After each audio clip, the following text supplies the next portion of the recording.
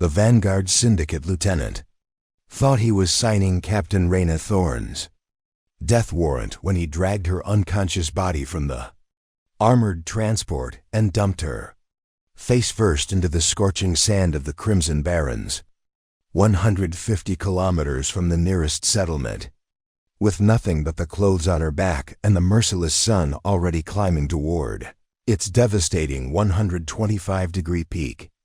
"You Delta Force operators," he spat in heavily accented English, standing over her as she slowly regained consciousness, her wrists zip-tied behind her back, her ankles bound with military-grade restraints. "Always so proud, so elite, so untouchable. Before we jump back in, tell us where you're tuning in from, and if this story touches you, make sure you're subscribed, because tomorrow, I've saved something extra special for you." He kicked sand into her face as she lifted her head, squinting against the blinding glare reflecting off the endless expanse of white-hot desert that stretched to every horizon. "But out here, in the Barrens, your training means nothing. Your technology means nothing. Your government means nothing." His laughter was harsh and grating in the oppressive silence. "Let's see how tough Delta Force really is when you're crawling on your belly through the sand, begging the vultures for mercy." Through the sweat already beading on her forehead and the disorientation from whatever sedative they'd pumped into her system, Reyna looked up at him with the kind of unnerving calm that came from 8 years in the most psychologically demanding military unit on Earth. Her pale green eyes held no fear, no desperation, no pleading, just the calculating assessment of someone who had been trained to turn any environment, any situation, any seemingly impossible scenario into a tactical advantage. The Crimson Barrens stretched endlessly in all directions, an ocean of rust-colored sand punctuated by jagged obsidian, rock formations that jutted from the desert floor like the bones of some ancient beast. The temperature was already approaching 120 degrees Fahrenheit, and it was only 11 a.m. By afternoon, the sand would be hot enough to cook flesh. By evening, when the desert cold set in, temperatures would plummet to near freezing. No water source existed for 150 kilometers in any direction. No vegetation capable of sustaining human life. No shelter from the sun except shadows cast by rocks that would shift with the moving sun. No communication towers, no roads, no aircraft routes. No possibility of rescue. The Vanguard Syndicate had stripped her of everything that made a modern soldier effective: her M6 assault rifle, her tactical vest loaded with equipment, her sidearm, her communications gear, her GPS navigation system, her emergency beacon, her survival kit, her body armor, even her boots. They had left her in standard desert camouflage fatigues and nothing else, assuming that without technology, without weapons, without support, she was just another human being, vulnerable, mortal, and completely outmatched by the environment they had chosen as her execution ground. They were about to discover that they had made the most catastrophic miscalculation in the history of the Vanguard Syndicate's 20-year reign of terror across the borderlands. Because what they didn't understand, what they couldn't possibly comprehend, was that Delta Force selection didn't just teach operators to use equipment. It taught them to become the weapon themselves. Nothing to say? The lieutenant continued, pulling out a military-grade knife and holding it inches from her face. No brave speeches about American honor. No threats about your team coming to rescue you. No deals you want to make to save your pathetic life. Reyna remained silent, her tactical mind already processing information with machine-like efficiency. The sun's position indicated it was approximately 11:15 a.m. local time. Based on the vehicle's travel speed and duration from the Vanguard compound where they were holding her captured team, she calculated she was roughly 150 kilometers southwest of the enemy stronghold. The desert temperature would peak at 125 degrees around 3 p.m., then begin dropping after sunset to approximately 35 degrees by midnight. Humans could survive approximately 4 hours in direct sunlight without water under these extreme conditions. Without shelter, water, or equipment, conventional survival wisdom declared this scenario a guaranteed death sentence within 48 hours. But Reyna wasn't bound by conventional survival wisdom. She was Delta Force, and Delta Force operators were trained for scenarios that existed beyond the boundaries of what most military personnel considered survivable.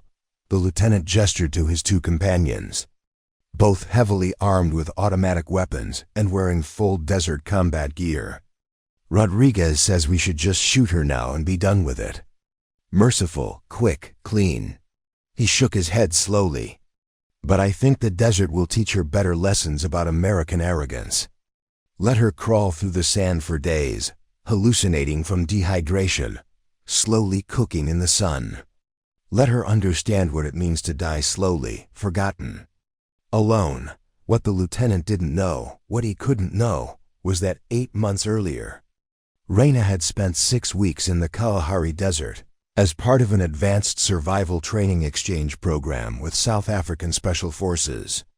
She had learned techniques that weren't taught in standard military survival courses. She had been forced to find water sources that didn't appear on any map, to create shelter from materials that most people would never consider useful, to navigate by methods that predated GPS technology by thousands of years. More importantly, she had been psychologically conditioned to view impossible situations not as death sentences, but as complex puzzles requiring creative solutions. Delta Force selection had taught her that the most dangerous weapon any operator possessed wasn't carried in their hands. It was housed between their ears, preparing and narrating. This story took us a lot of time, so if you are enjoying it, subscribe to our channel. It means a lot to us. Now back to the story. Your team, the lieutenant said, walking slowly around her kneeling form like a predator circling wounded prey. They screamed beautifully when we began the interrogation. Your precious Sergeant First Class Williams.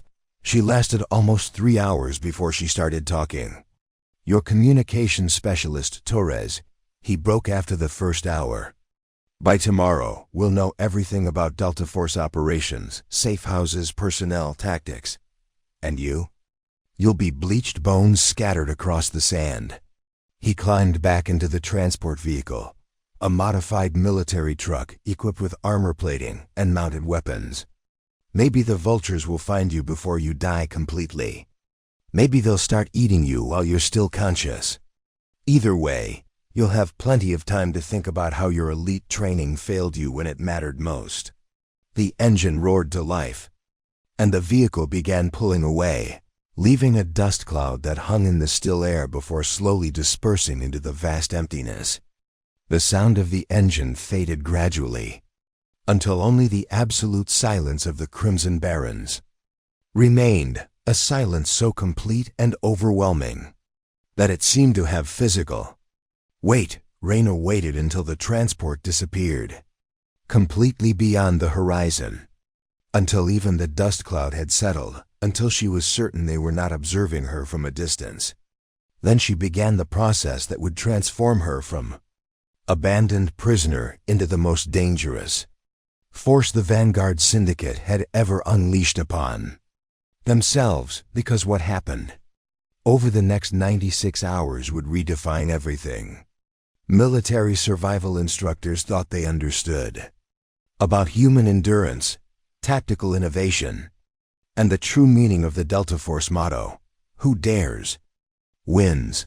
The lieutenant had intended to leave her in the desert to die.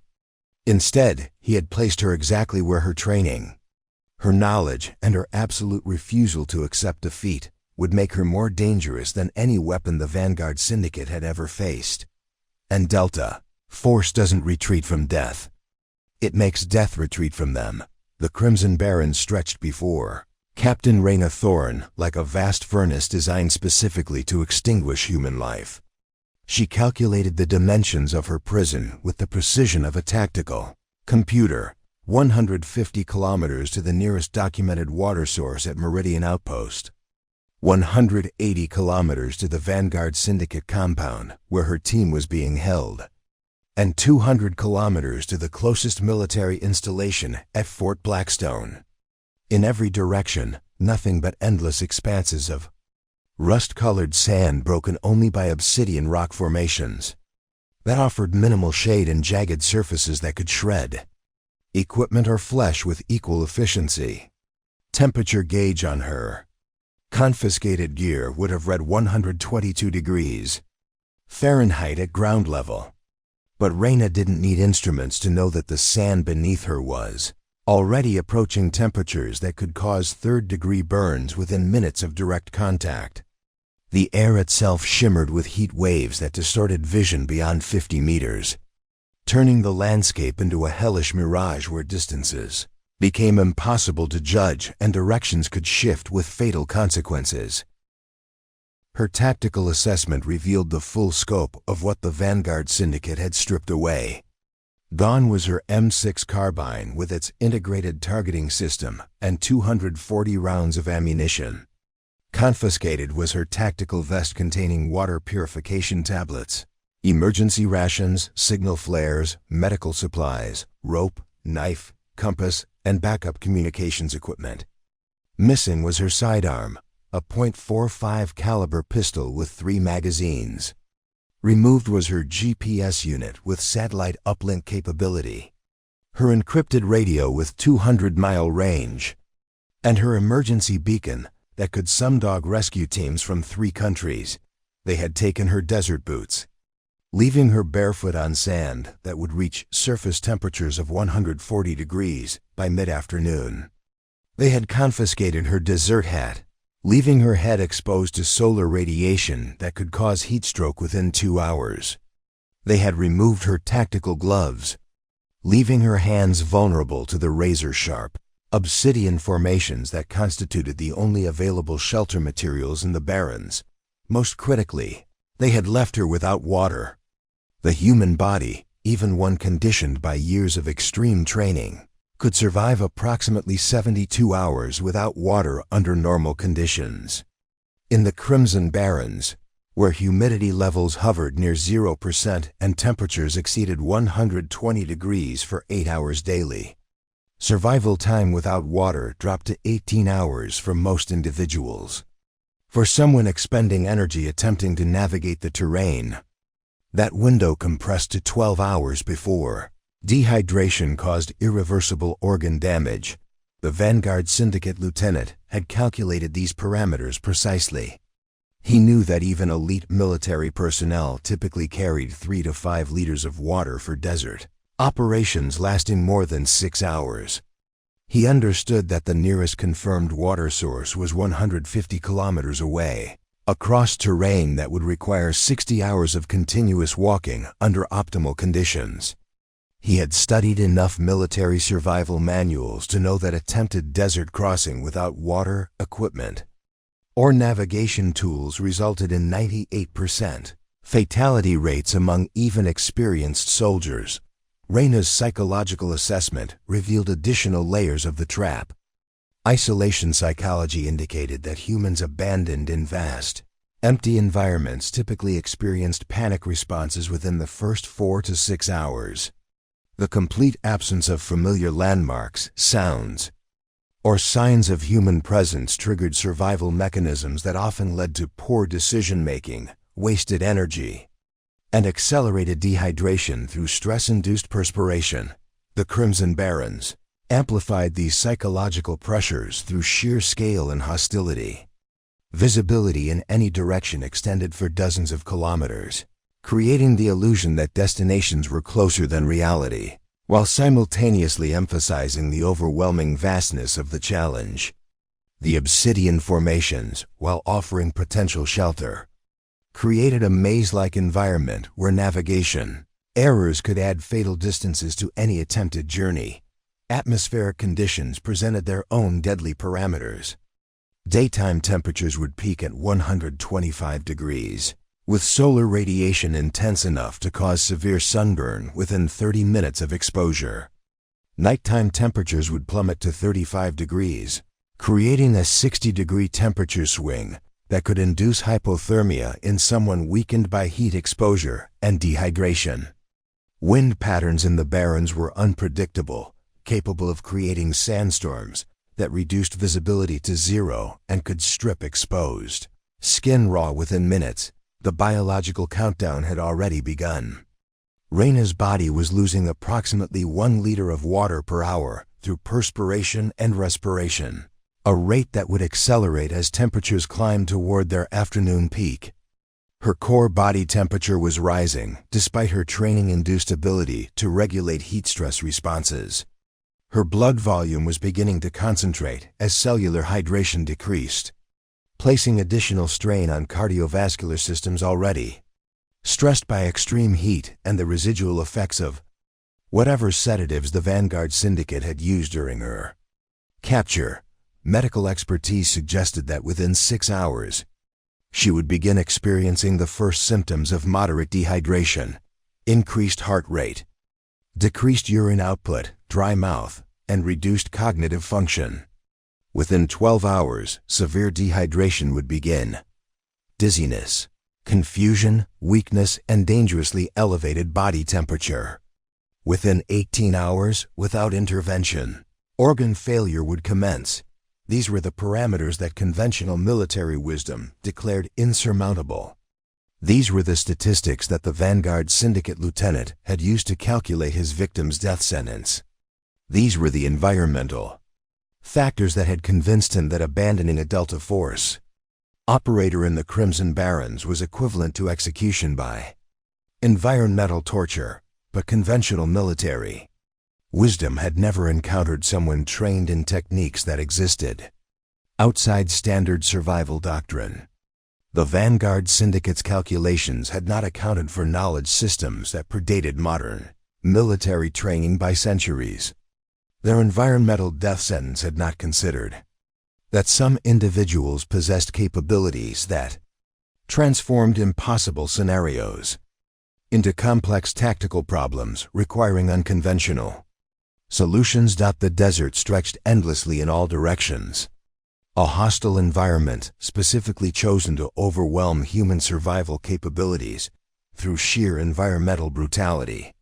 But Reyna wasn't seeing an environment designed to kill her. She was seeing a resource-rich tactical environment that most people simply didn't understand how to exploit. And that fundamental difference in perspective was about to transform the Vanguard Syndicate's carefully calculated execution into the most expensive mistake in their organization's history. Captain Reyna Thorne remained motionless for exactly 17 minutes after the Vanguard transport disappeared beyond the horizon. Not from shock or despair, but from tactical discipline that had been drilled into her through thousands of hours of Delta Force conditioning.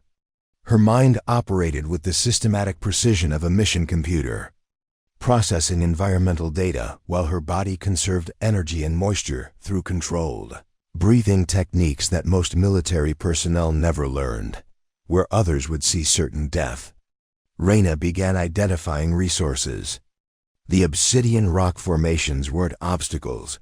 They were potential tool manufacturing sites and thermal regulation systems. The endless sand wasn't a barrier, it was insulation material and a moisture collection medium.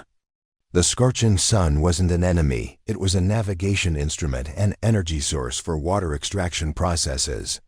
Even the zip ties binding her wrists represented tactical assets rather than restraints. Her transformation began with escape techniques that existed outside standard military training curricula. During her 3rd year with Delta Force, she had spent 6 weeks with a former Soviet Spetsnaz instructor who taught methods developed during Cold War prisoner scenarios. The technique required precise joint manipulation and pain tolerance that most operators couldn't achieve. But Reyna had mastered it during advanced resistance training in classified facilities that didn't appear on any official military maps. She methodically dislocated her left thumb using controlled pressure against one of the obsidian formations, suppressing the involuntary grunt of pain through breathing techniques learned from Tibetan monks. During a classified extraction mission 2 years earlier, the temporary joint displacement allowed her smaller hand to slip through the zip tie restraints, a process that took precisely 4 minutes and left her with minor lacerations but functional mobility. Relocating the thumb joint required another 90 seconds and produced intense but manageable pain that she compartmentalized through meditation techniques that Delta Force psychological conditioning had incorporated from various global special forces traditions, free from restraints. Reyna began the systematic assessment that separated elite operators from conventional soldiers. She wasn't evaluating how to survive the desert, she was analyzing how to transform the desert into a tactical weapon system that she could deploy against the Vanguard Syndicate with surgical precision. Crimson Barrens contained resources that existed below the threshold of conventional survival awareness. Barrel cacti scattered throughout the terrain held approximately 4 liters of water, each when properly tapped. But extraction required specific techniques to avoid the toxic compounds concentrated in certain plant sections. Indigenous populations had developed these methods over centuries. Knowledge that Reyna had acquired during cross-training exercises with Australian Aboriginal tracking specialists and Navajo scouts whose ancestors had survived in environments equally hostile to European settlement patterns. The obsidian formations represented a complete tool-making resource when approached with proper geological understanding. These volcanic glass deposits could be shaped into cutting implements sharper than surgical steel, water collection surfaces that maximized condensation efficiency, and signaling devices that could reflect sunlight across distances exceeding 50 kilometers. Indigenous cultures had built entire technological systems around obsidian utilization, techniques that modern military survival training rarely addressed but that Reyna had studied during advanced wilderness operations courses. Sand composition in the Crimson Barrens included moisture-retaining minerals that could be exploited through evaporation capture systems invisible to casual observation. By creating specific geometric configurations using available materials, it was possible to generate water through condensation processes that functioned even in low humidity environments.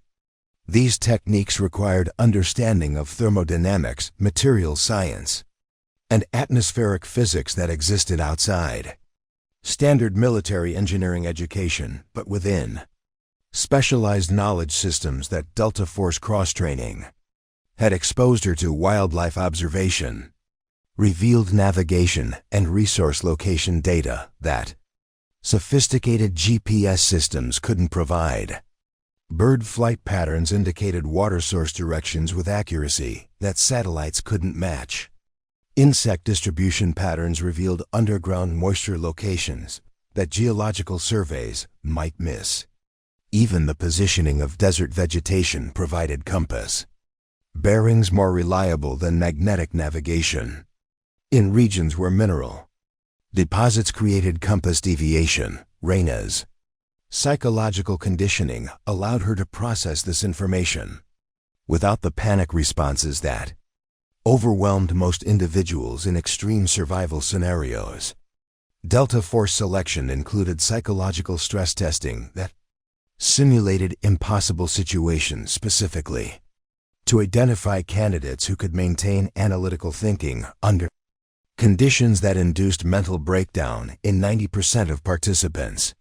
She had been trained to view catastrophic scenarios not as threats to survival, but as complex problems requiring systematic solution development. The temperature management challenge that would kill most individuals within hours became an engineering problem with multiple solution pathways when approached through proper knowledge application. Desert peoples had developed clothing techniques, shelter construction methods, and activity timing systems that allowed human survival in conditions far exceeding those present in the Crimson Barrens. These technologies required no modern materials. Only proper understanding of thermodynamics, fabric manipulation, and behavioral modification strategies. Navigation across 150 kilometers of trackless desert, transformed from impossible challenge to routine tactical movement when executed through techniques that predated satellite technology by millennia. Solar positioning, stellar navigation, terrain association, and magnetic declination compensation provided navigation accuracy comparable to modern systems when properly applied. Indigenous cultures had developed these capabilities through necessity, knowledge that military cross-training programs had preserved and adapted for modern special operations applications. Most significantly, Reyna recognized that her apparent abandonment had placed her in the tactical position she would have chosen if planning an infiltration operation against the Vanguard Syndicate compound. Conventional assault approaches required extensive equipment, air support, and multi-team coordination with high probability of casualties and limited rescue success rates. Her current situation eliminated these constraints, while providing operational advantages that conventional military planning couldn't achieve. Vanguard Syndicate expected either rescue, attempts that they could detect and counter, or confirmation of her death that would eliminate the tactical threat she represented. They weren't prepared for infiltration by an operator who had transformed environmental challenges into operational capabilities through knowledge systems that existed outside their threat assessment parameters. Her mission parameters had shifted from survival to tactical infiltration with resource acquisition and enemy neutralization objectives. The desert wasn't her prison, it was her insertion method, her equipment supply system, and her concealment mechanism. The Vanguard Syndicate had inadvertently provided her with the perfect operational environment for techniques that conventional warfare couldn't accommodate. Reyna stood slowly, conducting final systems checks on her physical condition while her tactical mind began operational planning sequences. The lieutenant who had abandoned her believed he was implementing an execution. Instead, he had initiated the most sophisticated single operator infiltration mission in Delta Force history, and unlike every other operation she had conducted, this mission would be executed using capabilities that existed entirely outside conventional military doctrine. 96 hours earlier, the classified briefing had taken place in a sterile conference room buried 3 levels beneath the Pentagon's East Wing, where the temperature was kept at precisely 68 degrees, and the walls were lined with copper mesh to prevent electronic surveillance.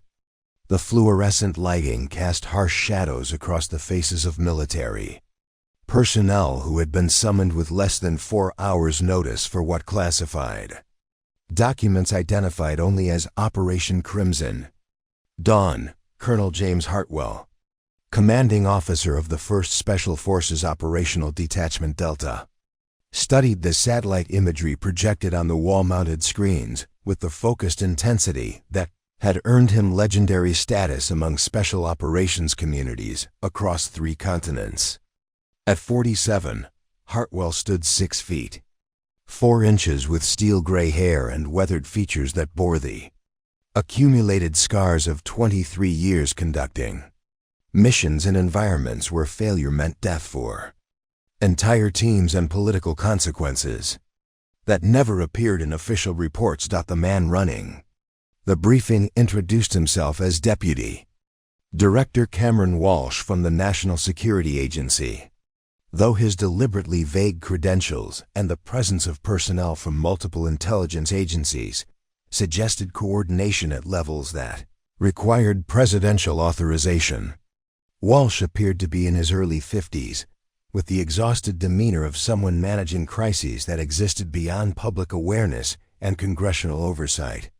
The target, Walsh began, activating a series of enhanced satellite images that revealed a fortified compound positioned strategically within what appeared to be endless desert terrain. Is the Vanguard Syndicate's primary operational headquarters, located approximately 200 kilometers southwest of the Mexican border and territory, that officially doesn't exist on any international maps. Captain Reyna Thorne occupied a position in the second row. Her attention focused on tactical details that most briefing participants would overlook. At 31, she had earned recognition as one of only 4 women to complete Delta Force selection in the unit's 40-year history. A distinction achieved through psychological resilience and physical capabilities that exceeded standards, designed to eliminate 95% of male candidates. Her analytical mind was already processing intelligence gaps and operational challenges that standard briefing protocols rarely addressed. The Vanguard Syndicate, Walsh continued, displaying organizational charts that revealed a military-style hierarchy with international operational capabilities, represents a hybrid organization combining traditional, organized crime activities with sophisticated military tactics and advanced weapons systems. They control approximately 60% of illegal arms trafficking between South America and North America, generating estimated annual revenues exceeding $800 million. Master Sergeant Diana Cruz, the team's communications and intelligence specialist, leaned forward to examine technical specifications displayed on secondary screens. Her expertise in electronic warfare and signals intelligence had proven decisive in operations across 4 continents, where her ability to penetrate enemy communications networks had provided tactical advantages that conventional approaches couldn't achieve. Staff Sergeant Alejandra Vega, positioned near the rear of the briefing room, represented the team's heavy weapons and demolitions expertise. Her background included advanced training in explosive ordnance disposal, close-quarters combat, and weapons systems that existed outside standard military inventories. Vega's psychological profile indicated comfort levels with violence and destruction that made her invaluable for missions requiring precise application of overwhelming force. Intelligence indicates, Walsh said, activating additional imagery that revealed defensive positions surrounding the compound, that the Vanguard Syndicate has acquired military-grade equipment including surface-to-air missile systems, armored vehicles, and communications technology comparable to what modern militaries deploy in conventional warfare scenarios. Colonel Hartwell interrupted with questions that revealed his concern about operational parameters. What makes this a Delta Force priority instead of CIA paramilitary operations or conventional special forces? The target profile suggests capabilities that multiple military units could address through coordinated conventional assault. Walsh's response indicated classification levels that exceeded standard briefing protocols. 3 factors elevate this to Delta Force priority status. First, the Vanguard Syndicate is holding 12 American hostages kidnapped from various locations across the southwestern United States during the past 6 weeks. These hostages include military personnel, intelligence contractors, and civilian engineers working on classified defense projects. He activated additional screens displaying personnel, files, and kidnapping details that painted a pattern of systematic targeting rather than random criminal activity. Second, intelligence suggests the Vanguard Syndicate has acquired weapons-grade nuclear materials through theft from transportation convoys. The quantity and enrichment levels suggest capability for dirty bomb construction with potential casualties exceeding 100,000 individuals. Reyna studied the intelligence data with growing concern about operational complexity that exceeded standard hostage rescue parameters. The combination of military-grade defenses, nuclear materials, and hostage situations created tactical challenges that required precision capabilities that few military units could provide. Third, Walsh concluded, the Vanguard Syndicate leadership has announced intentions to execute hostages publicly unless the United States government transfers $2 billion in cryptocurrency and releases 37 imprisoned associates from federal facilities. The deadline is 72 hours from mission commencement. The briefing room fell silent as participants processed implications that extended far beyond conventional military operations. The combination of nuclear threats, hostage execution deadlines, and sophisticated enemy capabilities created tactical parameters that required immediate deployment, with minimal preparation time that Master Sergeant Cruz raised. Tactical questions about intelligence gathering and communication support. What's our real-time intelligence capability? Satellite coverage, signals intercept, human assets on ground? This type of compound typically requires weeks of surveillance for effective operational planning. Walsh's response revealed limitations that complicated mission planning significantly. Satellite coverage is limited due to weather patterns and enemy countermeasures. The Vanguard Syndicate has deployed signal jammers that interfere with most electronic surveillance methods. Human intelligence assets have been compromised. We lost 3 operatives during preliminary reconnaissance attempts. Reyna recognized operational patterns that suggested the Vanguard Syndicate possessed military expertise that exceeded typical criminal organization capabilities. Their defensive preparations, equipment acquisition, and tactical awareness indicated leadership with formal military training and access to intelligence resources that criminal organizations typically couldn't obtain. Staff Sergeant Vega asked about logistical support and extraction planning. What's our insertion method and backup extraction if primary plans fail? Desert operations require extensive supply coordination and contingency planning for equipment failure or casualty scenarios. The answer revealed operational constraints that placed additional pressure on mission success requirements. Insertion will be conducted through halo drop at maximum standoff distance to avoid detection by enemy air defense systems. Extraction will be helicopter-based following mission completion, but backup extraction options are limited due to terrain and enemy capabilities. Colonel Hartwell concluded the briefing with mission assignment details that emphasize the extraordinary operational requirements. Mission parameters require surgical precision, minimal casualties, complete hostage recovery, and nuclear materials secure. Failure is not acceptable due to international consequences and civilian casualty potential. As team members filed out of the briefing room, Reyna remained behind to study additional intelligence materials that revealed the true scope of the challenge they were accepting. The Vanguard Syndicate represented sophisticated opposition with capabilities that could challenge even Delta Force operational advantages.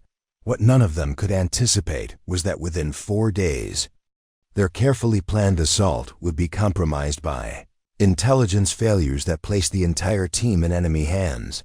The mission deployment commenced at 0347 hours from Creech Air Force Base, Nevada, where a modified C-130J Super Hercules transport aircraft sat on a classified runway that didn't appear on any official base documentation. The aircraft had been stripped of standard military markings and equipped with electronic countermeasures, advanced navigation systems, and specialized cargo configurations designed specifically for high-altitude, low-opening insertions into hostile territory.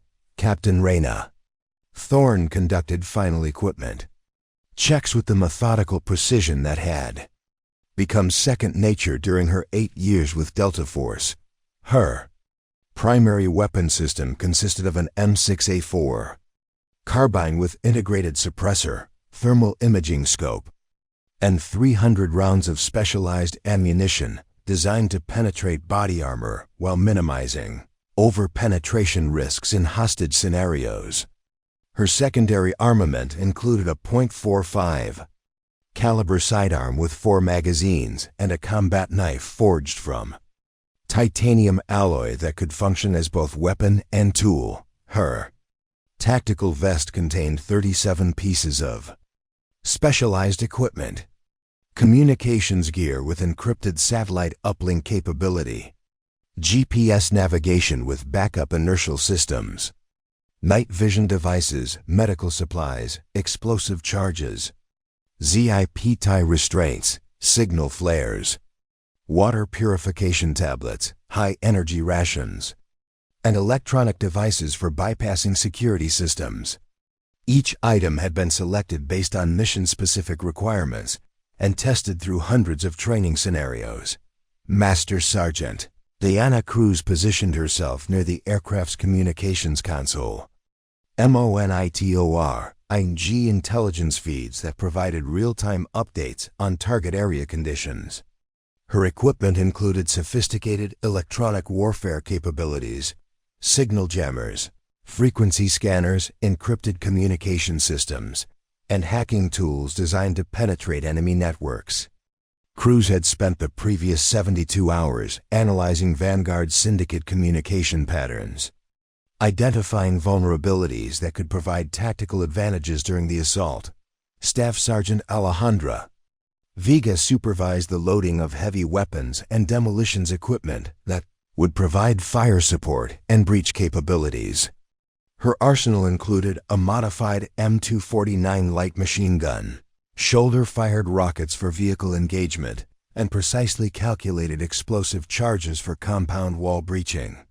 Vega's experience with urban warfare and hostage rescue operations made her responsible for tactical approaches that required overwhelming firepower, applied with surgical precision. The flight plan called for a 6-hour journey to the drop zone, following a route that avoided commercial aviation corridors and international airspace monitoring systems.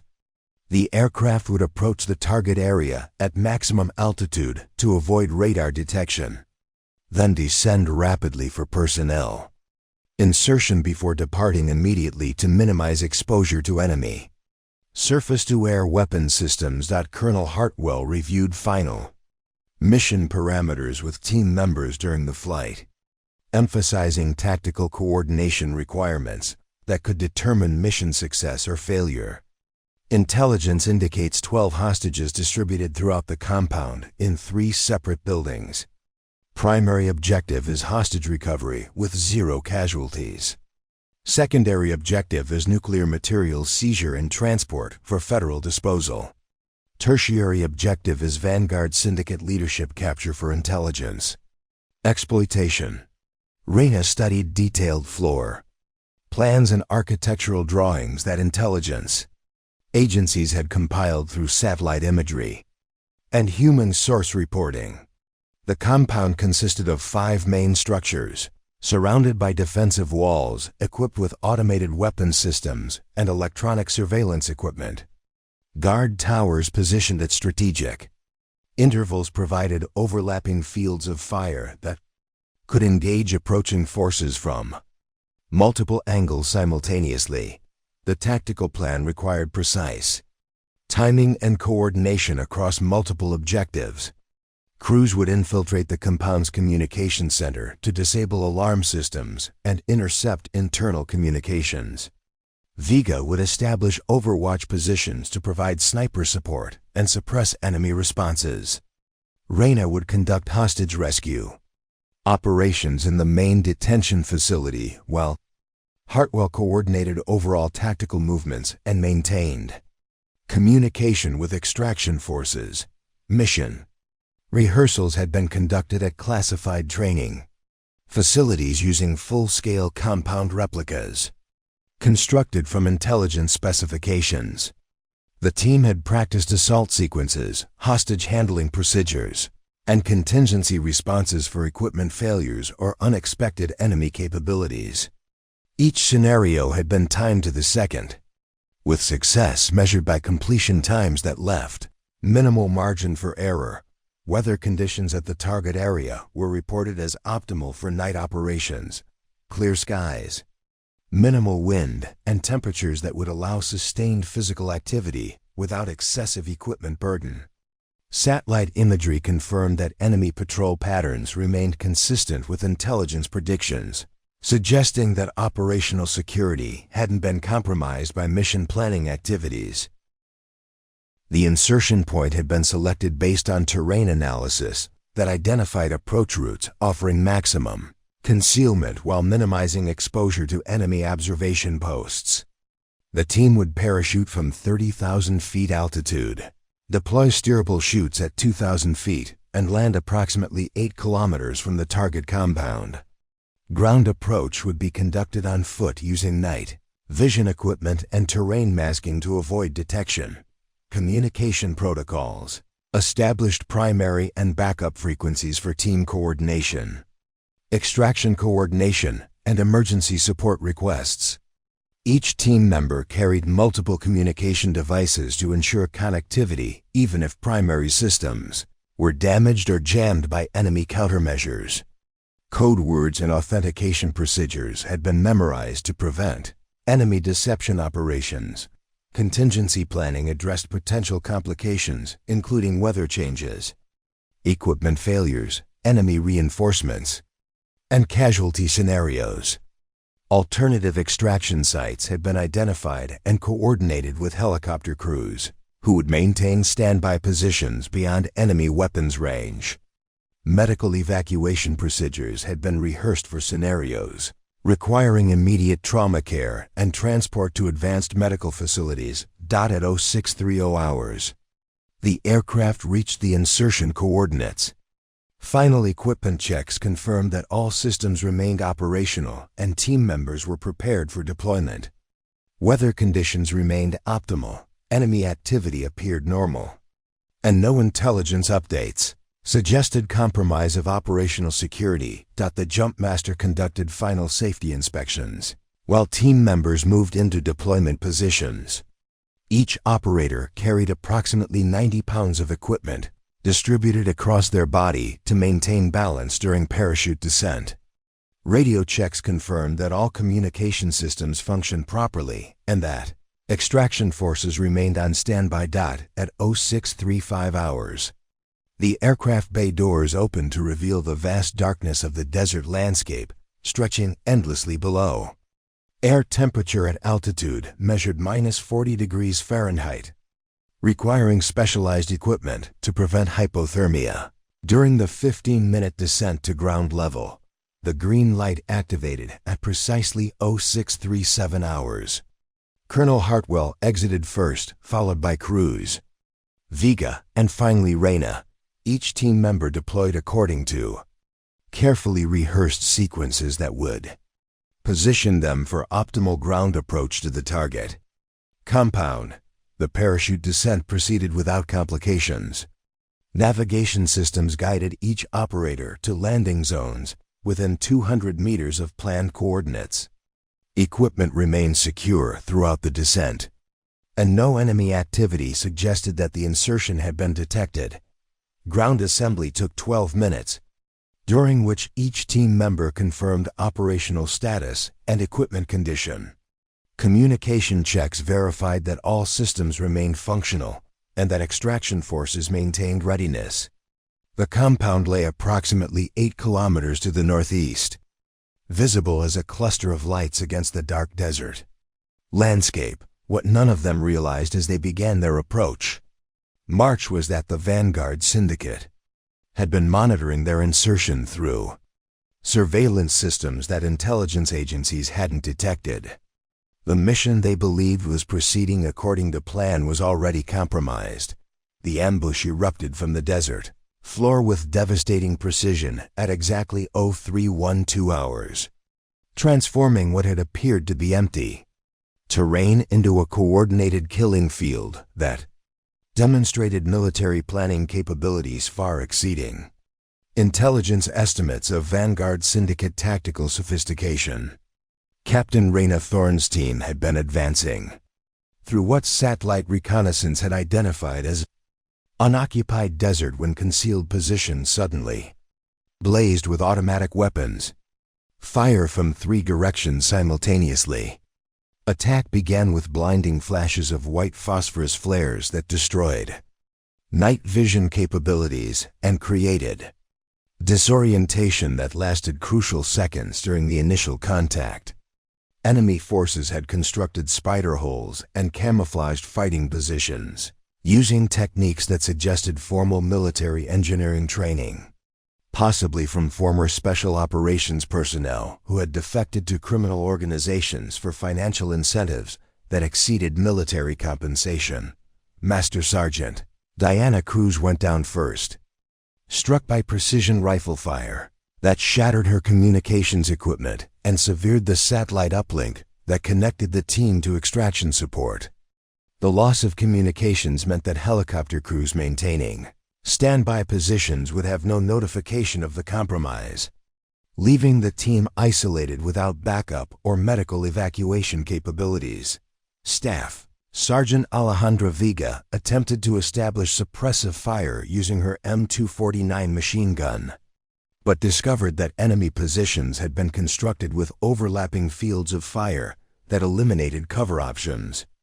The Vanguard Syndicate had studied Delta Force tactical procedures and designed their ambush specifically to counter standard small unit reactions to contact situations. Colonel Hartwell recognized immediately that the ambush represented intelligence failure at levels that suggested enemy penetration of mission planning processes.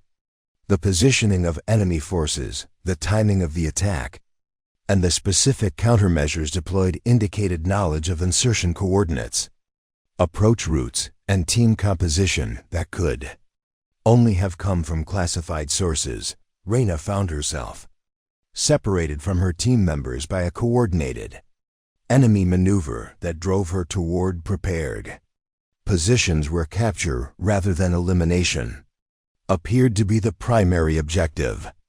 The realization that the Vanguard Syndicate wanted prisoners rather than casualties suggested interrogation purposes that could compromise not just this mission but entire Delta Force operational capabilities. The firefight lasted 17 minutes, during which superior enemy numbers and prepared positions overcame Delta Force training advantages through sheer tactical superiority.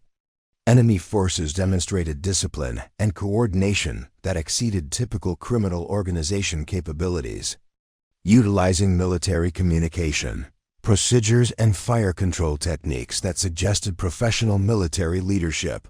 Tranquilizer darts replaced lethal ammunition during the final phase of contact, confirming that capture had been the enemy objective from the beginning. The sedatives used were military-grade compounds that produced unconsciousness without permanent physiological damage, indicating access to specialized medical supplies that criminal organizations typically couldn't obtain through conventional procurement methods. Reyna's last conscious memory involved watching her team members being secured with military-grade restraints by personnel wearing tactical equipment identical to what special operations units deployed during classified missions. The implication that the Vanguard Syndicate possessed not just military training but actual military equipment suggested coordination with hostile foreign intelligence services. Recovery of consciousness occurred in stages, beginning with auditory awareness of voices speaking in accented English and Spanish, followed by gradual return of visual acuity that revealed a concrete detention facility constructed according to military specifications for prisoner interrogation. The architecture included soundproofing, electronic surveillance equipment, and ventilation systems designed to support long-term detention operations. Interrogation facility occupied a section of the Vanguard Syndicate compound that intelligence agencies hadn't identified during mission planning. The construction quality and technical sophistication suggested engineering expertise and financial resources that exceeded estimates of criminal organization capabilities by several orders of magnitude. Reyna found herself secured to a metal chair using restraints that prevented movement while maintaining circulation, indicating interrogation experience that prioritized prisoner health preservation over immediate information extraction. The technique suggested training in psychological interrogation methods rather than physical torture approaches that produced unreliable intelligence. Her team members occupied adjacent cells within visual range, allowing her to confirm that Cruz, Vega, and Hartwell remained alive but showed signs of physical trauma consistent with resistance during capture. Their equipment had been systematically cataloged and removed, with weapons and communications gear displayed on tables that suggested detailed analysis of Delta Force operational capabilities. The interrogation began with psychological pressure techniques designed to exploit team loyalty and mission responsibility concerns. Enemy interrogators demonstrated detailed knowledge of Delta Force selection processes, training methodologies, and psychological conditioning that could only have been obtained through extensive intelligence collection operations targeting American Special Operations Units. Lieutenant Rafael Mendoza, the Vanguard Syndicate intelligence officer conducting interrogations, revealed information about previous Delta Force missions that should have been classified beyond enemy access. His knowledge included operational details, personnel assignments, and tactical procedures that suggested either signals intelligence penetration or human source recruitment within military special operations communities. The interrogation facility contained equipment for electronic surveillance, voice stress analysis, and pharmaceutical enhancement of interrogation procedures. The sophistication suggested coordination with foreign intelligence agencies that possessed advanced interrogation capabilities and experience targeting American military personnel. Psychological pressure intensified when Mendoza revealed that hostage executions would commence if team members refused to provide operational intelligence.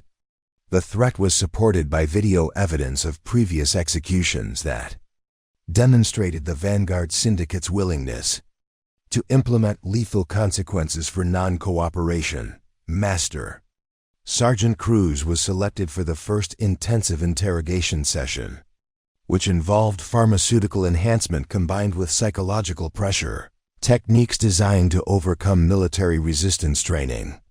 Her communications expertise made her a priority target for intelligence extraction concerning Delta Force coordination, procedures, and operational security measures. The interrogation sessions revealed that the Vanguard Syndicate possessed detailed intelligence about American special operations capabilities, including personnel files, operational histories, and psychological profiles that should have been protected by multiple classification levels.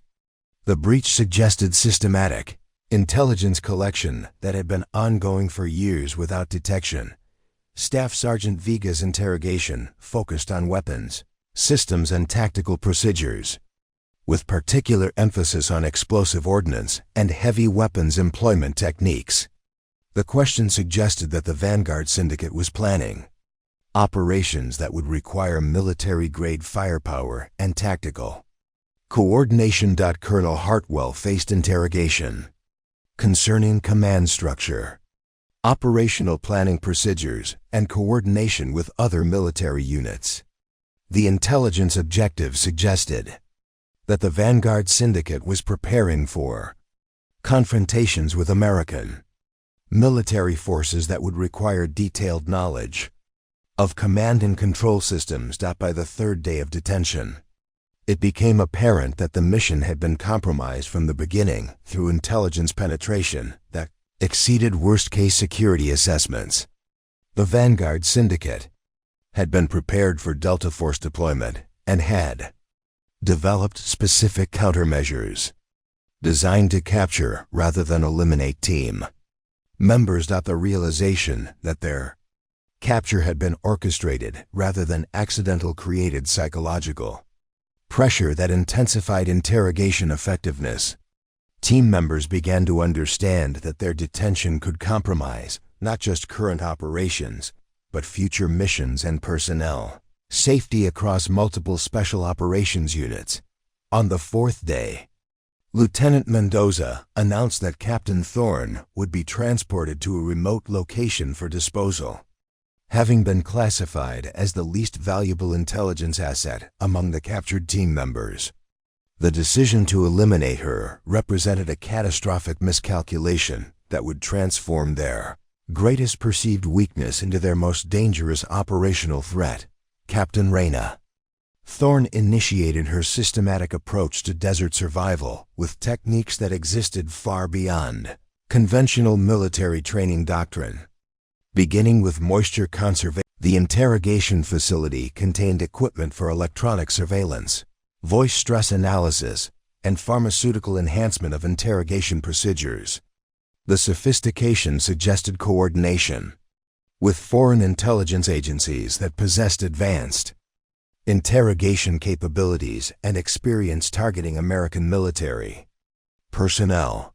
Psychological pressure intensified when Mendoza revealed that hostage executions would commence if team members refused to provide operational intelligence.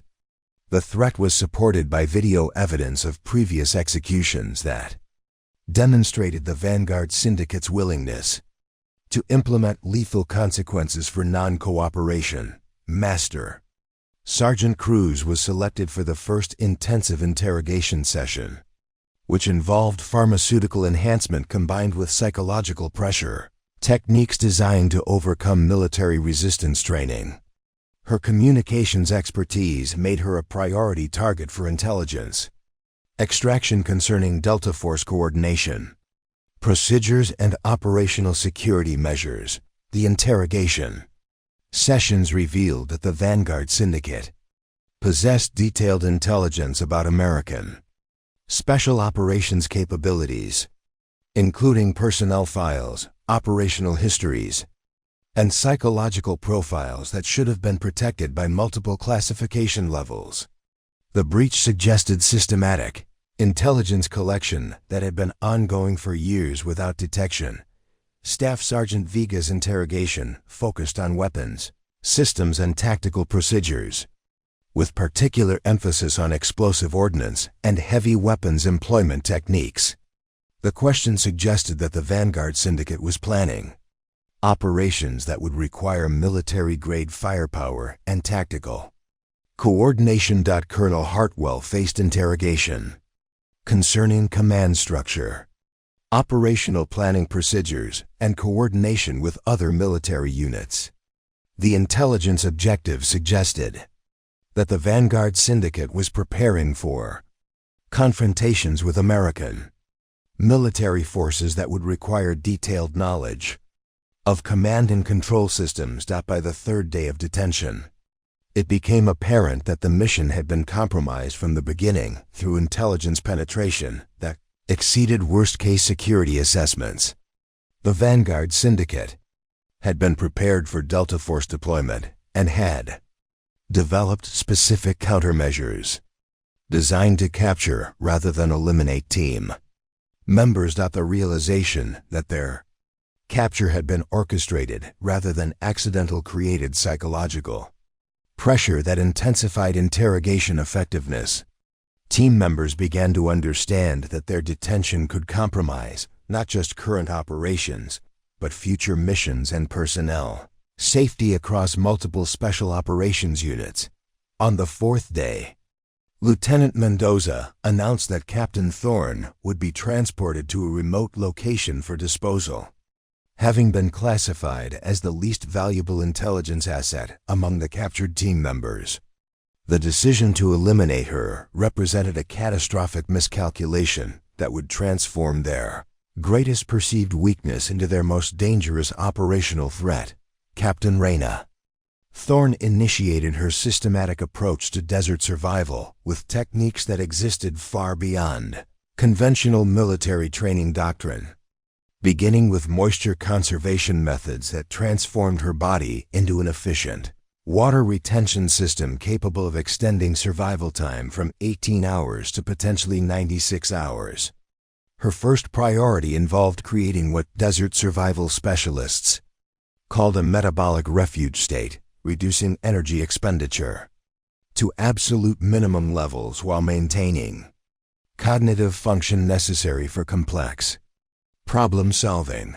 The technique required precise control of breathing patterns, heart rate, and muscle tension through meditation practices that Delta Force had adapted from Tibetan monks who survived at extreme altitudes with minimal resources.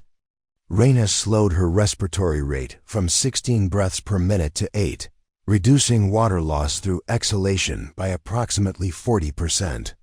Her heart rate dropped from combat stress levels of 120 beats per minute to a controlled 68 beats per minute, decreasing circulatory demands on her dehydrating cardiovascular system. Body position became critical for thermal regulation in an environment where surface temperatures exceeded 140 degrees Fahrenheit. She identified obsidian formations that provided shade during peak solar radiation hours, but more importantly, she recognized geological features that would maintain thermal protection as shadow patterns shifted throughout the day.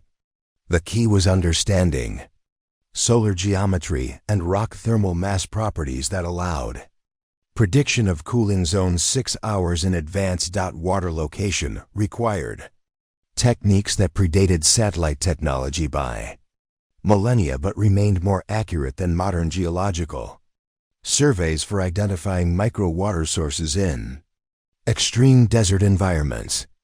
Bird flight patterns revealed water source directions with precision that GPS coordinates couldn't match, while insect concentrations indicated underground moisture locations that sophisticated drilling equipment might miss entirely. The barrel cacti scattered throughout the Crimson Barrens contained approximately 4 liters of water each, but extraction required specific knowledge to avoid toxic alkaloids concentrated in certain plant sections. Indigenous survival techniques taught her to identify water-bearing tissue through visual examination of spine patterns, flesh coloration, and growth characteristics that indicated internal moisture levels and chemical composition. Tool creation from obsidian formations required understanding of geological fracture patterns and stone napping, techniques that could produce cutting implements sharper than surgical steel. The volcanic glass formations contained internal stress patterns that, when properly exploited, yielded precisely shaped blades, capable of cutting through materials that metal tools couldn't penetrate effectively. Her first tool was a primary cutting implement shaped from a single obsidian fragment, created by applying controlled pressure at specific angles that utilized natural fracture planes within the volcanic glass structure. The resulting blade measured 8 inches in length with a cutting. Her survival techniques were generating capabilities that exceeded what standard military equipment could provide. The obsidian tools were sharper than issued knives. The water collection systems were more efficient than standard purification equipment, and the navigation accuracy surpassed electronic systems that could malfunction or be detected by enemy countermeasures. By the end of her first day in the Crimson Barrens, Reyna had established sustainable systems for water procurement, thermal regulation, navigation, and tool production that could support indefinite survival in conditions that would kill most individuals within hours. But more importantly, she had begun to understand that her apparent abandonment had placed her in the optimal position for conducting an infiltration operation that conventional assault planning couldn't accommodate. The Vanguard Syndicate expected either rescue attempts that they could detect and counter, or confirmation of her death that would eliminate the tactical threat she represented. They weren't prepared for infiltration by an operator who had transformed environmental survival into military capabilities that existed outside their threat assessment parameters.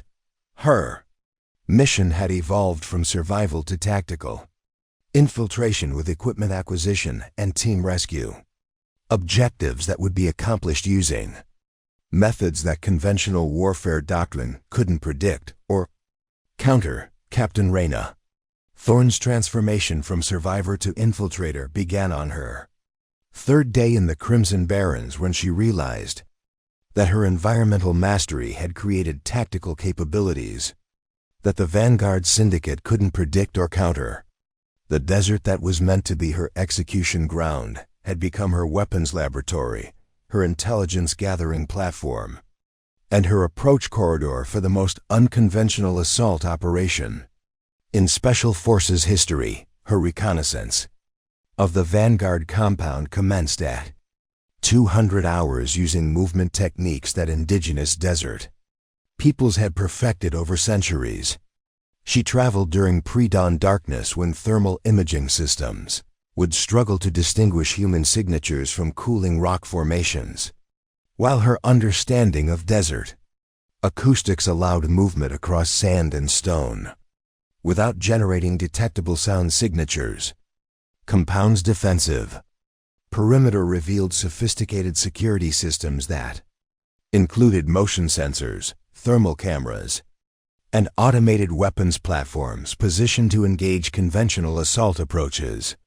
However, the security designers had planned for threats arriving with vehicles, aircraft, or standard military equipment. They hadn't anticipated infiltration by someone who moved like a desert predator and carried weapons that didn't register on their detection systems. Reyna's obsidian arsenal had expanded beyond simple cutting tools to include specialized implements designed for specific tactical applications. Her primary weapon was a spear-point blade measuring 12 inches in length, shaped with precision that exceeded machine manufacturing tolerances and capable of penetrating body armor through gaps that conventional knives couldn't exploit. Secondary weapons included throwing points balanced for accuracy at distances up to 20 meters, each sharp enough to disable electronic equipment or cause critical injuries through minimal contact. Water system reconnaissance revealed the compound's critical vulnerability that intelligence agencies had missed during mission planning.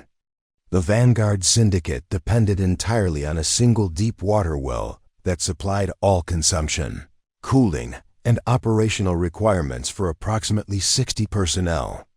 The well system included distribution pumps, storage tanks, and filtration equipment that represented a centralized point of failure for the entire operation. Indigenous knowledge systems had taught her to identify specific desert plants whose chemical compounds could contaminate water supplies with effects ranging from mild digestive distress to complete incapacitation.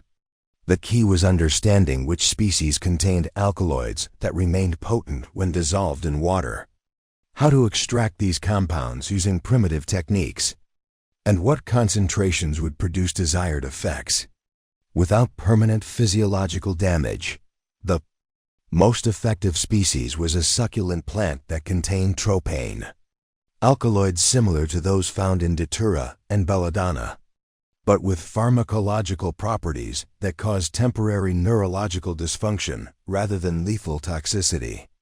The extraction process required specific temperature controls and timing sequences that could be achieved using solar heating and temperature differential techniques she had mastered during survival operations.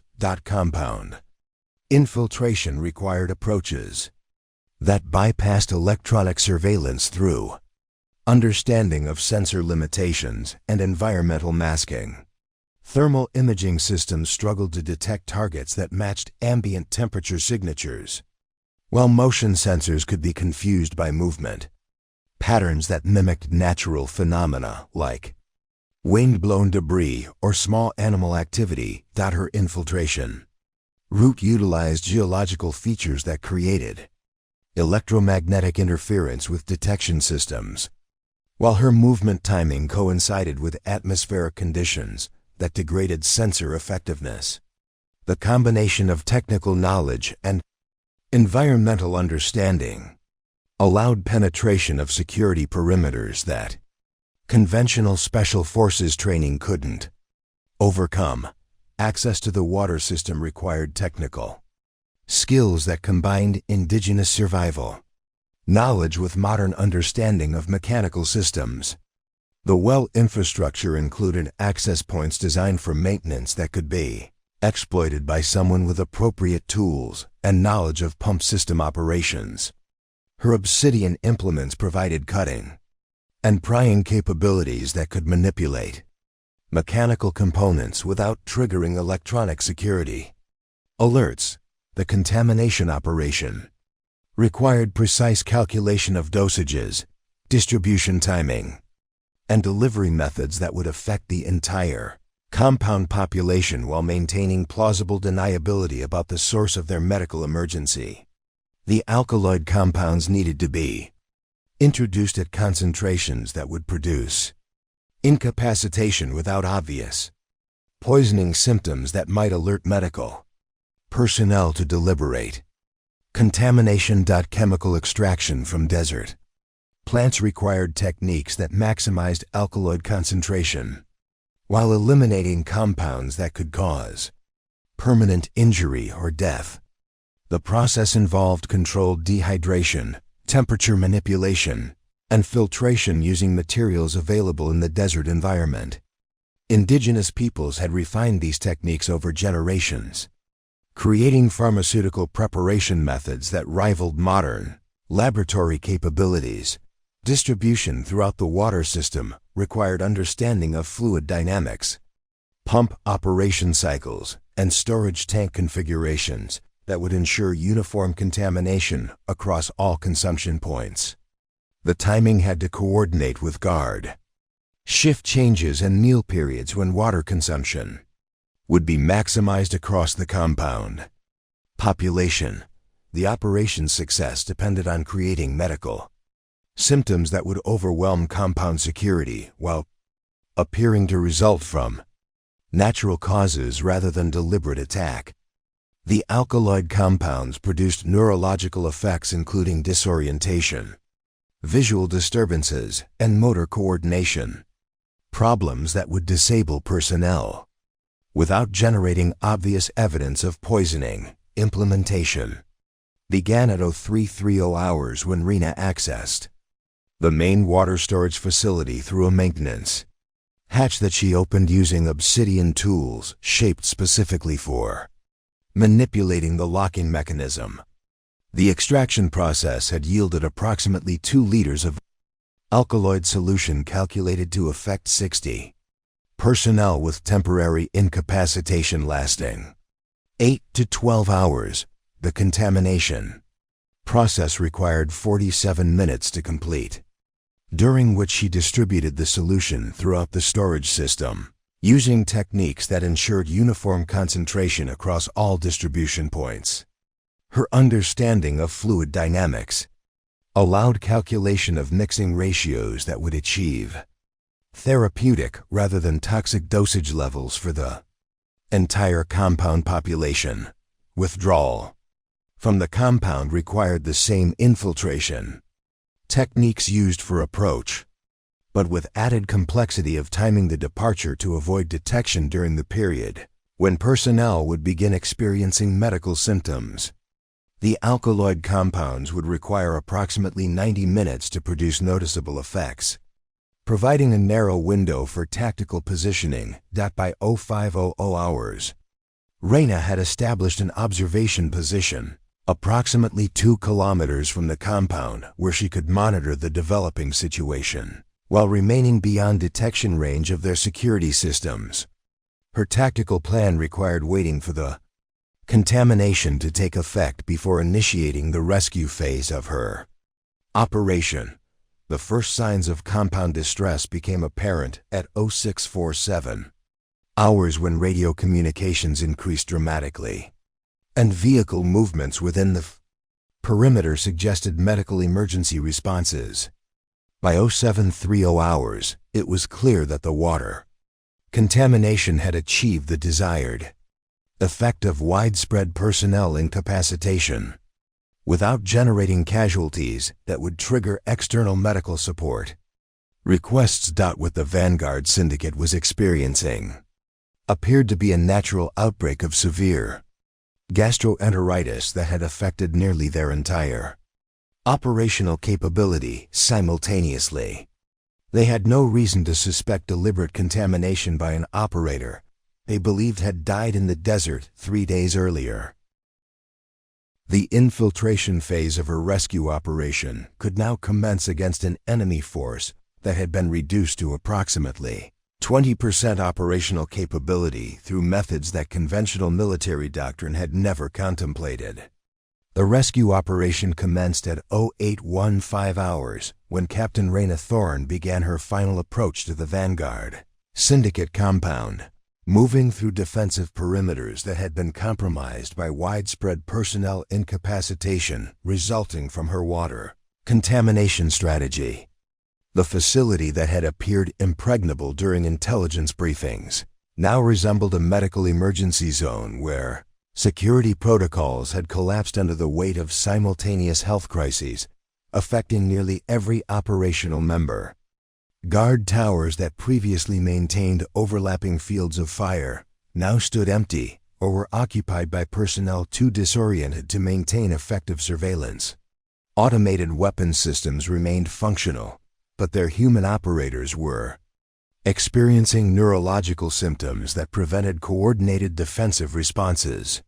The alkaloid contamination had achieved precisely the tactical effect Reyna had calculated, reducing enemy capabilities without generating obvious evidence of deliberate attack. Her infiltration utilized the same obsidian tools and movement techniques that had enabled the water system penetration, but now she moved through a compound where normal security procedures had been abandoned in favor of medical response efforts. Personnel who remained functional were focused on treating their incapacitated colleagues rather than maintaining perimeter security or monitoring detection systems.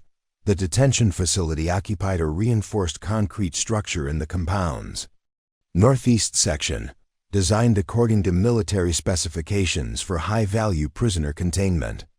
Intelligence briefings had identified this building through satellite imagery, but ground-level reconnaissance revealed additional security features including electronic locks, surveillance cameras, and backup power systems that remained operational despite the medical emergency. Access to the detention facility required neutralizing 2 guards who had maintained sufficient functionality to continue their duties despite alkaloid exposure. Their impaired condition made them vulnerable to close-quarters elimination using techniques that produced unconsciousness without permanent injury. Reyna's obsidian weapons provided silent takedown capabilities that conventional military equipment couldn't match for stealth operations. The facility's electronic security systems presented challenges that required improvised solutions using available materials and understanding of electrical systems gained through cross-training with military engineers. Her obsidian tools could manipulate mechanical components and create electrical short circuits that disabled locking mechanisms without triggering alarm systems designed to detect conventional breach attempts. Colonel Hartwell occupied a cell in the facility's central corridor, showing signs of physical abuse consistent with interrogation procedures but remaining conscious and capable of tactical communication. His first words upon seeing Reyna revealed the psychological impact of her apparent resurrection from certain death. "Impossible. They said you were dead, left in the desert 4 days ago." Master Sergeant Cruz and Staff Sergeant Vega were located in adjacent cells, both conscious but bearing evidence of intensive interrogation sessions that had extracted unknown quantities of operational intelligence. Their physical condition suggested that rescue operations needed to commence immediately before interrogation procedures escalated to methods that could cause permanent injury or death. The liberation process required systematic neutralization of remaining security measures while maintaining operational silence that wouldn't alert functional enemy personnel to the rescue operation. Reyna's obsidian tools provided cutting capabilities that could sever restraints, manipulate lock mechanisms, and disable surveillance equipment without generating electronic signatures that might trigger alert systems. Team medical assessment revealed that all personnel remained capable of tactical movement despite interrogation trauma, and 4 days of detention under hostile conditions. Their equipment had been cataloged and stored in a separate facility, but Reyna's capabilities had evolved beyond dependence on conventional military hardware. Her desert-forged arsenal provided tactical options that issued equipment couldn't duplicate. Extraction from the detention facility required coordinated movement through compound areas where functional enemy personnel might still pose threats despite widespread incapacitation. The team moved using infiltration techniques that Reyna had adapted from indigenous stealth methods, traveling through areas where alkaloid-affected guards couldn't maintain effective observation or response capabilities. Vehicle acquisition became necessary when it became apparent that ground movement across 200 kilometers of desert terrain would exceed the physical capabilities of team members weakened by detention and interrogation. The compound's motor pool contained military-grade vehicles, including armored personnel carriers and desert-capable trucks suitable for long-distance travel through hostile territory. The selected vehicle was a modified desert patrol truck equipped with navigation systems, communication equipment, and fuel capacity sufficient for reaching American territory without requiring resupply stops. Vehicle acquisition required neutralizing 2 mechanics who had maintained sufficient functionality to continue maintenance duties despite alkaloid exposure. Departure from the compound occurred at 0947 hours, utilizing exit routes that avoided areas where functional enemy personnel might observe their escape. The alkaloid contamination continued to provide tactical cover by maintaining enemy focus on medical response rather than security operations. Most compound personnel remained unaware that their high-value prisoners had been liberated by methods that existed outside conventional military doctrine. The escape route across the Crimson Barrens followed navigation techniques that Reyna had perfected during her survival period, using solar positioning and terrain association methods that provided accuracy comparable to GPS systems without relying on electronic equipment that could be tracked or jammed by enemy countermeasures. Team debriefing during the journey revealed the extent of intelligence compromise that had enabled the Vanguard Syndicate to anticipate and counter their original mission. Enemy interrogators had demonstrated detailed knowledge of Delta Force, operational procedures, personnel assignments, and tactical capabilities that suggested systematic intelligence collection operations targeting American Special Forces units. Colonel Hartwell's assessment of enemy capabilities indicated that the Vanguard Syndicate possessed military expertise and equipment that exceeded intelligence estimates by significant margins. Their defensive preparations, interrogation techniques, and operational security measures suggested coordination with hostile foreign intelligence agencies rather than independent criminal organization activities. Master Sergeant Cruz reported that enemy personnel had attempted to extract information about communication procedures, operational planning methods, and coordination with other military units. The interrogation objective suggested that the Vanguard Syndicate was planning confrontations with American military forces that would require detailed knowledge of special operations capabilities. Staff Sergeant Vega's interrogation had focused on weapons systems, tactical procedures, and explosive ordnance employment techniques. The intelligence requirements indicated that enemy forces were preparing for operations requiring military-grade firepower and sophisticated tactical coordination capabilities. By 1347 hours, the team had traveled 127 kilometers across desert terrain without encountering enemy pursuit or detection by surveillance systems. Reyna's navigation techniques had maintained precise course heading despite terrain obstacles that forced multiple route deviations around geological formations and areas where vehicle travel would have been impossible. Communication with extraction forces was established at 1523 hours when the team reached predetermined coordinates where helicopter crews had maintained standby positions beyond enemy weapons range. The successful rescue operation represented unprecedented tactical innovation that had achieved complete mission success through methods that conventional military planning had never contemplated. What intelligence analysts would later discover was that Reyna's unconventional approach had not only rescued her team, but had gathered critical intelligence about enemy capabilities that conventional reconnaissance operations had failed to obtain. Her infiltration had revealed vulnerabilities in enemy operations that could be exploited by future missions targeting the Vanguard Syndicate's expanded criminal network. The operation that had begun as apparent mission failure had transformed into the most significant intelligence victory against organized crime activities targeting American military personnel and national security interests. 3 weeks after the Crimson Barrens operation, Captain Reyna Thorne stood in the sterile briefing room of the Pentagon Special Operations Command, facing a panel of military analysts, intelligence officers, and survival training specialists who had spent the intervening period attempting to understand how a single operator had accomplished what conventional military wisdom declared impossible. The room contained representatives from every branch of the armed forces, CIA operations divisions, and classified research programs focused on advancing special operations capabilities.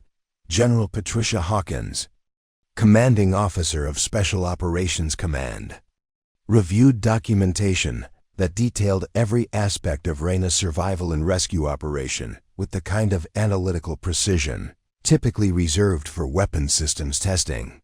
At 52, Hawkins had overseen special operations across 4 continents and possessed sufficient experience to recognize tactical innovations that could revolutionize military training doctrine.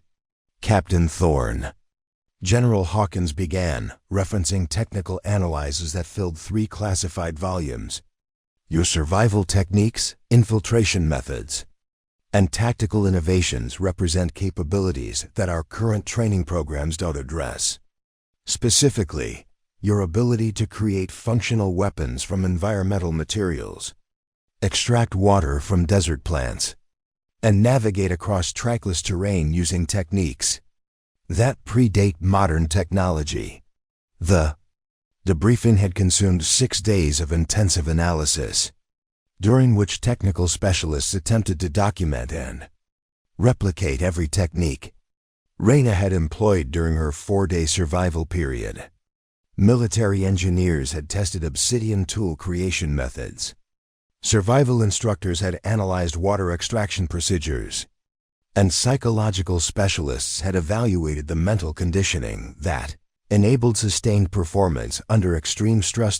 Dr. Michael Harrison, director of the Army's Survival Training Research Division, presented findings that challenged fundamental assumptions about human survival capabilities in extreme environments. Captain Thorne demonstrated water procurement techniques that generated sustainable quantities from sources that conventional survival training considers inadequate. Her tool creation methods produced implements with cutting efficiency that exceeded standard military knives. The water extraction analysis revealed that indigenous plant knowledge could provide survival capabilities that modern equipment couldn't duplicate. Barrel cactus processing techniques yielded 4 times the water volume that standard military survival manuals suggested was possible, while avoiding toxic compounds that could cause severe physiological complications. For untrained personnel, technical evaluation of her obsidian weapons revealed manufacturing precision that approached machine tool tolerances despite being created using primitive knapping techniques. The blades demonstrated cutting efficiency that exceeded surgical steel while maintaining structural integrity under stress conditions that would shatter conventional knife blades. Colonel James Fitzgerald, commanding officer of the Special Forces Training School, outlined implications for military education programs that had been designed around equipment-dependent operational concepts.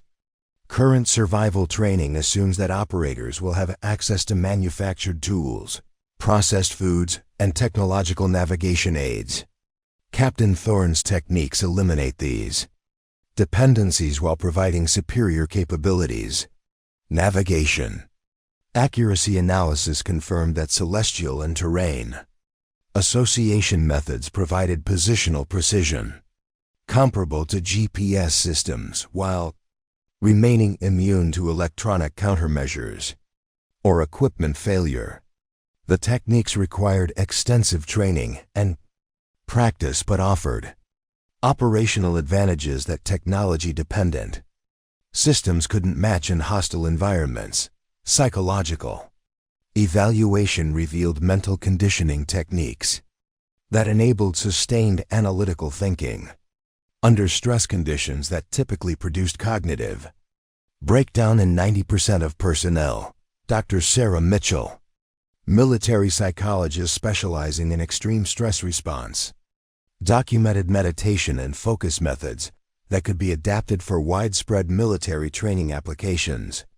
The critical factor, Dr. Mitchell explained, is understanding that Captain Thorne's success resulted from systematic knowledge application rather than exceptional individual capabilities. These techniques can be taught to other personnel through appropriate training programs that integrate indigenous survival methods with modern military education. Intelligence analysis of the Vanguard Syndicate. Infiltration revealed tactical innovations that challenged conventional special operations doctrine. The water contamination strategy had achieved complete tactical surprise while maintaining plausible deniability about deliberate attack methods. Enemy forces had never suspected that their medical emergency resulted from hostile action rather than natural causes. Major General Robert Blackstone, Director of Delta Force Operations, addressed implications for future mission planning that could incorporate environmental warfare techniques.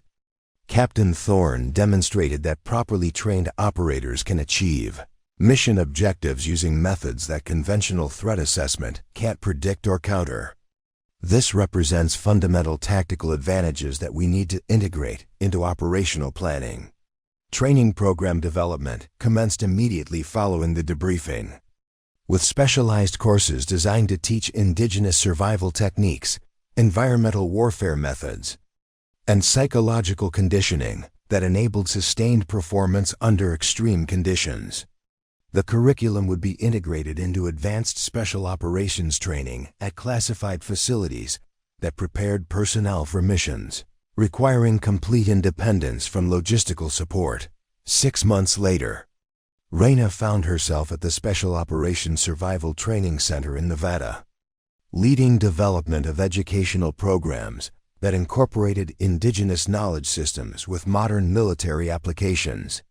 The facility represented a revolutionary approach to survival training that moved beyond equipment-dependent methodologies toward sustainable capabilities that functioned in any environment. Survival isn't about having the right equipment, she told groups of special operations candidates who had volunteered for advanced training programs. It's about understanding that every environment contains resources that can sustain life if you possess sufficient knowledge to identify and exploit them. Systematically, the training courses attracted personnel from allied military forces including British SAS, Australian Special Air Service, Canadian Joint Task Force 2, and specialized units from countries that faced environmental challenges requiring advanced survival capabilities. International cooperation expanded the knowledge base to include survival techniques from Arctic, jungle, mountain, and desert environments worldwide. 1 year after the Crimson Barrens operation, Reyna received assignment to lead a classified research program focused on developing environmental warfare capabilities for special operations units. The program represented recognition that properly applied indigenous knowledge could provide tactical advantages that conventional military technology couldn't duplicate or counter. Colonel Hartwell, who had been promoted following successful analysis of intelligence gathered during their detention, visited the training facility to observe program development. "The Vanguard Syndicate lieutenant who abandoned you in the desert," he said, watching candidates practice obsidian tool creation techniques. "He was captured during follow-up operations. Still can't understand how you survived." "He calculated survival probability using conventional parameters," Reyna replied. "Observing students extract water from barrel cacti using techniques that indigenous peoples had perfected over centuries. But survival isn't about probability. It's about knowledge systematically applied with absolute refusal to accept defeat." The lieutenant had made the fundamental error of assuming that modern military capabilities depended entirely on technological systems and manufactured equipment. He hadn't understood that properly trained operators could access knowledge systems that provided superior capabilities through understanding rather than technology. 2 years later, techniques developed through Reyna's survival experience were being implemented by special operations units worldwide, transforming impossible missions into complex but achievable tactical problems. Environmental warfare had become a recognized military capability that provided strategic advantages in conflicts where conventional approaches couldn't succeed, because Delta Force doesn't retreat from death. It teaches death to retreat from properly prepared operators who understand that human potential, when combined with systematic knowledge and absolute determination, has no limits except those imposed by inadequate training and insufficient imagination. Up next, you've got 2 more standout stories right on your screen. If this one hit the mark, you won't want to pass these up. Just click and check them out.